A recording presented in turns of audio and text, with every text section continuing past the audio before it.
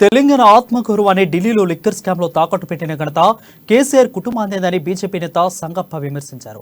సంగారెడ్డి జిల్లా జహీరాబాద్ లోని పద్మశాలి భవన్లో ఏర్పాటు చేసిన సంయుక్త మోర్చా సమ్మేళనంలో సంగప్ప పాల్గొన్నారు. కేంద్ర ప్రభుత్వం చేపడుతున్న సంక్షేమ కార్యక్రమాలను ప్రజల వద్దకు తీసుకెళ్లి ప్రజలు అవగాహన కల్పించాలని పార్టీ శ్రేణులకు ఆయన సూచించారు. రానున్న రోజుల్లో రాష్ట్రంలో బండి సంజయ్ నాయకత్వంలో బీజేపీ ప్రభుత్వం రాబోతుందని ధీమా వ్యక్తం చేశారు.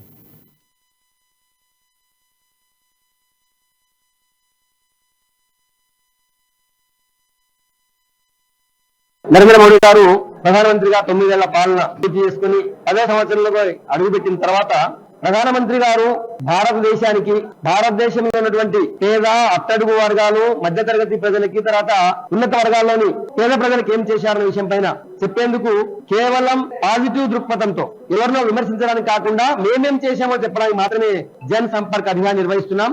జన్ సంపర్క్ అభియాన్ లో భాగంగా ఈరోజు జహీరాబాద్ నియోజకవర్గంలో ఉన్నటువంటి అన్ని మోర్చాల యొక్క సంయుక్త సమావేశంలో పాల్గొనడం జరిగింది. మన తెలంగాణ కీర్తిని ఒక లిక్కర్ మాఫియాలో ఢిల్లీలో తాకట్టు పెట్టినటువంటి వ్యక్తిగా మన తెలంగాణ గౌరవానికి కూడా అంత దిగజార్చినటువంటి ఫ్యామిలీ కేసీఆర్ ఫ్యామిలీ ఇట్లా విదేశాలన్నీ కూడా ఆదర్శంగా తీసుకుంటున్నాయి. వేరే దేశాలకు ప్రధానమంత్రి నరేంద్ర మోడీ గారు పోయినప్పుడు అక్కడ ఉన్నటువంటి ప్రధానమంత్రులు అధ్యక్షులు వచ్చి మోడీ గారి పాదాభివందనం చేసే స్థాయికి భారతదేశం యొక్క కీర్తిని ప్రపంచ దేశాల్లో మోడీ గారు చాటారు. చివరి వ్యక్తి వరకు